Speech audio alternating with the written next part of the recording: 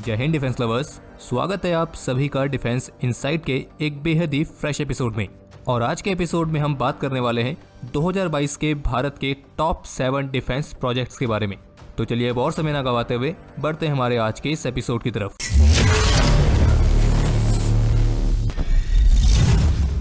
तो हमारे इस लिस्ट में पहला नाम है भारत के पहले स्वदेशी एयरक्राफ्ट कैरियर INS विक्रांत का।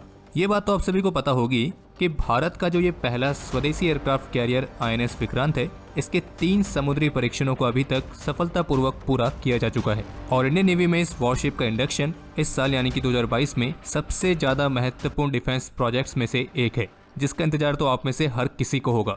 और इतना बेसब्री से इसका इंतजार करना बनता भी है, क्योंकि ये इंतजार हम सभी लगभग 12 सालों से कर रहे हैं। और अब आखिरकार इस साल अगस्त के महीने में जाकर हमारा ये इंतजार खत्म होगा, जब ये वॉरशिप इंडियन नेवी की सर्विस में औपचारिक रूप से कमीशन की जाएगी। और इसके कमीशनिंग के साथ ही भारत दुनिया के उन चुनिंदा देशों की लिस्ट में शामिल हो जाएगा जिनके पास स्वदेशी तौर पर एयरक्राफ्ट कैरियर्स को डिजाइन करने की, उसे डेवलप करने की और मैन्युफैक्चर करने की कैपेबिलिटी है।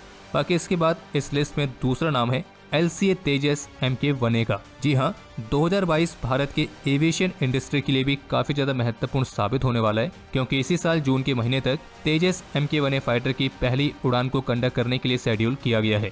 और इस पहली उड़ान में टेस्ट करने के लिए HAL 3 तेजस Mk1A फाइटर्स को मैन्युफैक्चर कर रही है, जो कि इस टेस्टिंग में व्यापक रूप से इस्तेमाल किए जाएंगे। हालांकि जो तेजस का एयरफ्रेम है वो पहले भी कई बार टेस्ट हो चुका है और इसी के चलते इसने फाइनल ऑपरेशन क्लियरेंस यानी कि FOC सर्टिफिकेशन को भी हासिल किया है। लेकिन जो तेजस Mk1A है वो LCA तेजस का सबसे एडवांस वेरिएंट है। हालांकि इसमें किसी भी तरह का स्ट्रक्चरल मॉडिफिकेशन नहीं किया गया है, जिसके चलते ये जो टेस्टिंग है ये इसके एयरफ्रेम को टेस्ट करने के लिए नहीं है, बल्कि इसमें जो एवियोनिक्स के मामले में बड़े बड़े अपग्रेड्स किए गए हैं, जैसे कि स्वदेशी उत्तम AESA रडार और ऐसी अन्य सब चीजें, इन सभी को इसकी पहली उड़ान के दौरान टेस्ट किया जाएगा। और जो टेस्टिंग है ये लगभग 20 से 24 महीने तक चलने वाली है। फिर जिसके बाद HAL LCA तेजस Mk1A फाइटर्स इंडियन एयरफोर्स को 16 एयरक्राफ्ट पर एयर के रेट से डिलीवर करना स्टार्ट करेगी। इसके बाद इस लिस्ट में तीसरा नाम है HAL के ही लाइट यूटिलिटी हेलीकॉप्टर का। शॉर्ट फॉर्म में आप कह सकते हैं LUH। तो इस वाली परियोजना के लिए पिछले साल नवंबर के महीने में DAC की तरफ से इंडियन आर्मी और इंडियन एयरफोर्स के लिए टोटल 12 लिमिटेड सीरीज प्रोडक्शन वाले LUH हेलीकॉप्टर्स की खरीद को मंजूरी दी गई थी, यानी कि 6 हेलीकॉप्टर्स इंडियन आर्मी के लिए और 6 हेलीकॉप्टर्स इंडियन एयरफोर्स के लिए। और इसी के तहत इस बात की पूरी संभावना है कि जो ये LUH हेलीकॉप्टर्स हैं, इनकी डिलीवरी इसी साल अगस्त के महीने से स्टार्ट की जाएगी।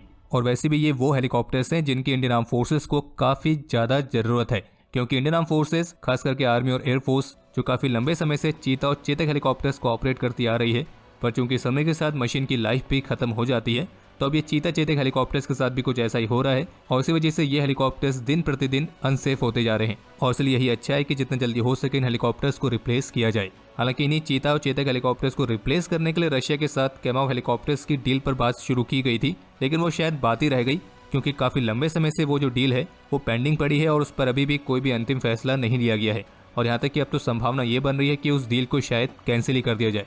और अगर वो डील कैंसिल होती है तो फिर इससे HAL के LUH हेलीकॉप्टर के बड़े ऑर्डर्स होने की उम्मीद है, जो कि निश्चित रूप से आत्मनिर्भर भारत पहल के लिए एक अच्छी खबर साबित होगी। हालांकि शुरुआत में तो ये योजना बनाई गई थी कि इंडियन आर्म फोर्सेस के लिए टोटल 187 HAL के LUH हेलीकॉप्टर्स लिए जाएंगे, जिनमें से 126 होंगे इंडियन आर्मी के लिए और 61 होंगे इंडियन एयरफोर्स के लिए। पर जैसे कि सिचुएशंस बदल रही हैं, तो इससे इस बात की संभावना है कि अब ये ऑर्डर की जो संख्या है ये और भी कहीं ज्यादा बढ़ सकती है।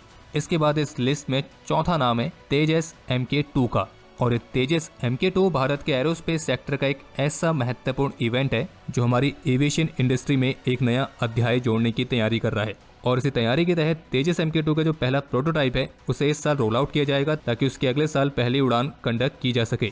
और बाकी अगर तेजस Mk2 के बारे में आपको डिटेल में कुछ जानकारी चाहिए तो हमने इस पर एक बहुत ही बढ़िया वीडियो पहले बनाई है। आप उस वीडियो के माध्यम से इसके बारे में पूरी जानकारी हासिल कर सकते हैं। और अब बढ़ते हैं इस लिस्ट के अगले नाम की तरफ, जो कि है HAL का लाइट कॉम्बैट हेलीकॉप्टर यानी कि LCH।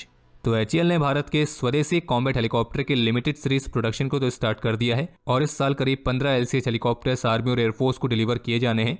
हालांकि वो बात अलग है कि HAL को इन हेलीकॉप्टर्स का ऑर्डर अभी औपचारिक रूप से नहीं मिला है, लेकिन पूरी संभावना है कि बहुत ही जल्द भारत सरकार इन हेलीकॉप्टर्स के ऑर्डर्स औपचारिक रूप से प्लेस कर देगी। और जबकि इंडियन आर्म फोर्सेस तो कम से कम 162 LCH हेलीकॉप्टर्स को खरीदना चाहती है, क्योंकि ये भारत में बना एक ऐसा कॉम्बैट हेलीकॉप्टर है जो किसी अदर कन्वेंशनल हेलीकॉप्टर के कंपैरिजन में भारत के हाई एल्टीट्यूड एरियाज पर भी बड़ी आसानी से ऑपरेट कर सकता है और वहाँ पे हमारे ट्रूप्स को क्लोज एयर सपोर्ट प्रोवाइड कर सकता है। बाकी इस लिस्ट में छठा नाम है INS अरिहंत का, जो कि अरिहंत क्लास की दूसरी nuclear powered ballistic missile submarine है, जिसे भारत में ही स्वदेशी तौर पर बनाया गया है।